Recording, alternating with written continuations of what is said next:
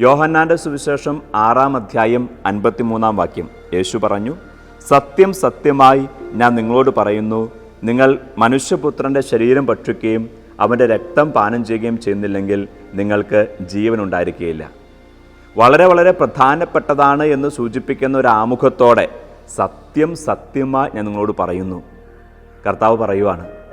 എന്താ പറയുന്നത്?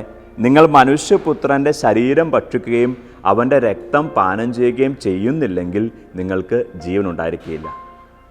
ഈശോയുടെ ശരീരവും ഈശോയുടെ രക്തവും വിശുദ്ധ കുർബാനയായിട്ട് നാം സ്വീകരിക്കുന്നില്ല എങ്കിൽ ഈശോ പറയുവാണ് നമുക്ക് ജീവനുണ്ടായിരിക്കുകയില്ല. ഈശോ പറയുന്നത് തെറ്റുണ്ടാവില്ല. അപ്പോൾ ഈ ജീവൻ എന്താ ഉദ്ദേശിക്കുക?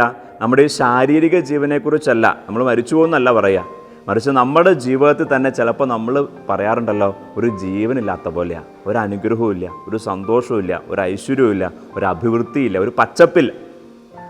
ഈ ഒരു അർത്ഥത്തെ മനസ്സിലാക്കിയിട്ട് നമുക്ക് ഈ വചനത്തെ മനസ്സിലാക്കാം. ഈശോ പറയുവാണ്, നമ്മൾ വിശുദ്ധ കുർബാന ഈശോയെ സ്വീകരിക്കുന്നില്ലെങ്കിൽ നമ്മുടെ ജീവിതത്തിൽ ഒരു ജീവനില്ലാത്ത പോലെയായിട്ടൊന്ന് മാറും.